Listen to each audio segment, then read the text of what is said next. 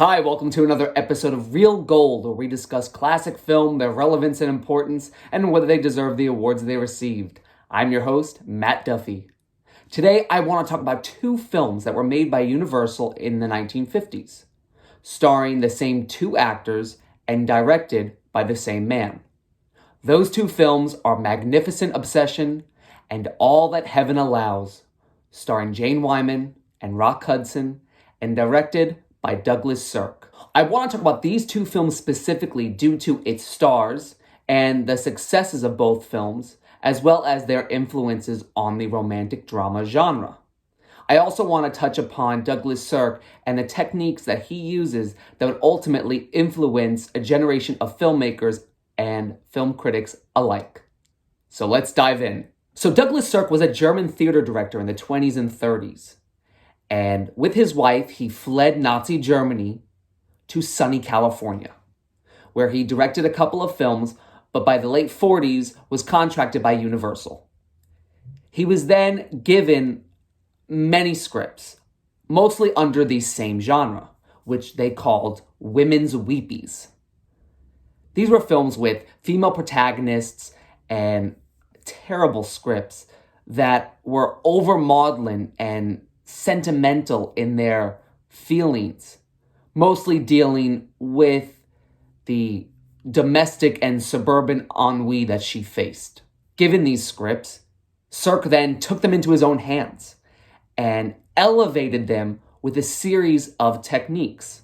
Some of his most famous being the one mise en scene, or the specific placement of furniture in a scene to kind of reveal hidden feelings about a certain character or a place. His use of lighting and luscious colors to describe and reveal characteristics about a person, and even his use of camera angles. Douglas Sirk says, "The angles are the director's thoughts.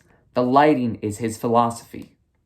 All of which had this underlying irony to critique the social norms and values of the 1950s American bourgeoisie society. He basically had this terrible script, and what he did was he pulled from it to create and elevate it into higher art, with characters with luscious, deep insides, trapped in these materialistic settings that they long to be free of.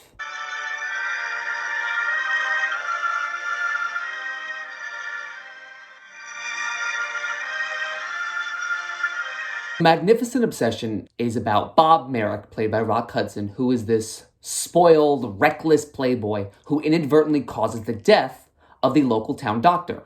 He meets the doctor's widow, Helen, played by Jane Wyman, and after a series of incidents and one serious accident, he vows to make it up to her, all the while falling in love with her. While the script borderlines on melodrama and histrionics, aesthetically, it is a beautiful film. From the opening scene, where we get this almost heavenly arrangement of Chopin and the score by Frank Skinner, we are catapulted into the first scene, which is Rock Hudson speeding along the lake, past these luscious, beautiful, affluent lake houses. And then it cuts to Jane Wyman speeding home just to see her husband. Ultimately, their fates will come together. They have such great chemistry in this film, as well as in All That Heaven Allows. It's just so wonderful just to watch the two of them and the almost sexual chemistry that they have, which is ironic because later in life, Rock Hudson would come out as gay. And if I had to pick my one scene or my one shot, it would have to be the scene in which Bob and Helen see each other for the first time since Helen's accident. She's sitting there on the beach in these glittery cat-eyed sunglasses. Everything around her, though, is in green, from the lawn chair to the boat to the evergreens that surround her, all to represent life and the nature and budding relationship that is to come with Bob. Cut to the second time we see them on the beach. She's now wearing a green swimsuit, still with these sunglasses, all to put the attention on her eyes. Would it be all right if I outboards and general morale purposes. I hope you won't think I'm imposing. Well, of course not. We'll hope to see you again very soon. Yes, soon. Goodbye. Goodbye.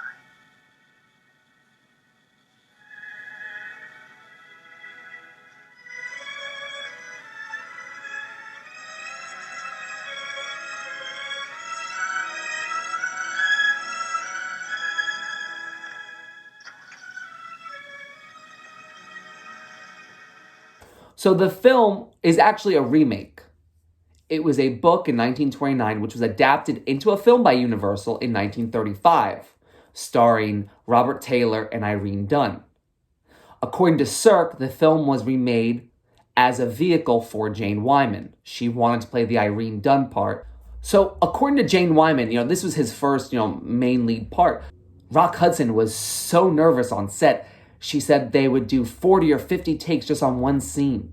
He was so nervous, and it wasn't until years later he went up to her and thanked her profusely for her kindness. Now, reviews for the film were positive. Richard Brody from The New Yorker says, "The director lends its surprising thematic depth. Every step depends on stifled emotions and closely guarded secrets, resulting in a buildup of operatic passion that endows everyday gestures and inflections with grandeur and nobility." The film was a hit and was a success for not only its director, but for its stars. Rock Hudson was catapulted into stardom. He wasn't even a movie star. He was in these B films. And because of this, he would become the American dreamboat and, 1950s hunk that he was. And Jane Wyman, this was just a string of successes for her. She would end up getting an Oscar nomination for this film, which, if you remember my first video, she was nominated the year that Grace Kelly and Judy Garland fought it out for Best Actress. Jane Wyman was already a previous winner in 1948 for Johnny Belinda. And ultimately, the success of this film would then lead us to our next film, which is my personal favorite, and that is All That Heaven Allows.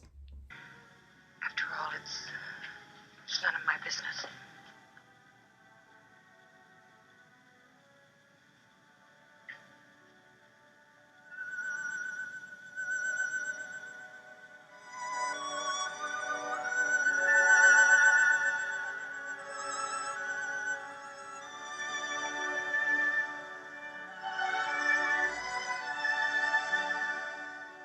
All That Heaven Allows tells the story of affluent New England widow Carrie Scott, who, much to the dismay of her children and country club circle, begins a relationship and falls in love with Ron Kirby, her down-to-earth and much younger landscaper. So due to this wild success of Magnificent Obsession, Universal decided to team up Rock Hudson and Jane Wyman again with Douglas Sirk to create All That Heaven Allows. Jane Wyman was supposed to be 10 to 15 years older than Rock Hudson. She was only 8 years younger. She was 38. He was nearly 30 when they started filming. Where do I even begin? This is one of my favorite Sirk films for a number of reasons. One, I think the chemistry between Rock Hudson's character and Jane Wyman's are higher than it's ever been. But you wait for the moment when they finally embrace and kiss. You long for the scenes where they're together and they can finally be together at last, free of judgment, free of spoiled children and naysayers.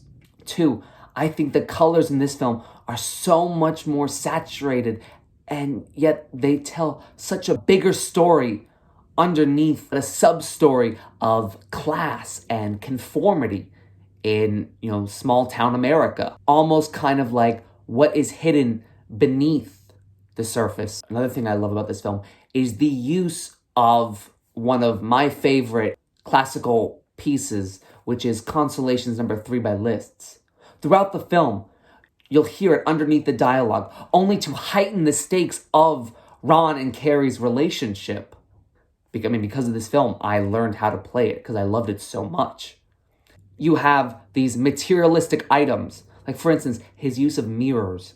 They're used to not only dazzle us with these different shots, but also to show the reflection of who we are to ourselves and to the people that we surround ourselves with. There's this one beautiful shot of Carrie playing the piano, and the camera faces her with her back to us, but we see her face in the reflection of the glass of the piano.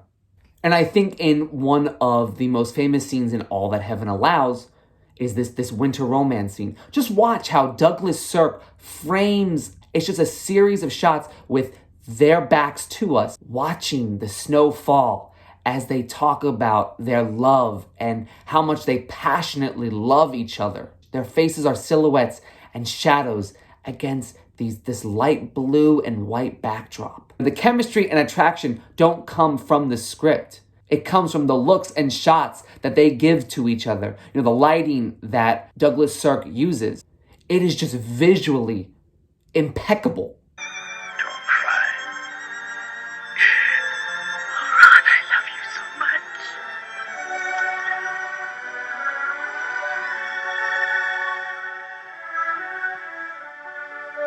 And if I had to pick my one scene or my one shot for this film, it would have to be the scene where Carrie's spoiled daughter is talking about how her relationship with Ron is going to ruin my life. And, you know, she's embarrassed by it. What we are focused on is the lighting. Sirk sets the scene with Kay crying at her bed. Her face is not towards us. But what we do see is the window in the back that is shining this prism of rainbow colors that encapsulate the scene. And that's all we see. That's all our focus is on. It then cuts to Jane Wyman talking to her daughter, but all we see is this technicolor all over their faces. It's beautiful. You can't take your eyes off of it. If you thought Magnificent Obsession was, aesthetically beautiful, this film is stunning. When the film came out, it wasn't as well received as Magnificent Obsession was, though it did make a lot of money at the box office. This was his women's weepies. This was the film that critics, mostly male, thought of as trash. Bosley Crowther from the New York Times says, "A solid and sensible drama plainly had to give way to outright emotional bulldozing and a paving of easy cliches. What could a conscientious actress do when Douglas Sirk bathed her in lush autumnal colors and pulled all stops on the pianos and violins?"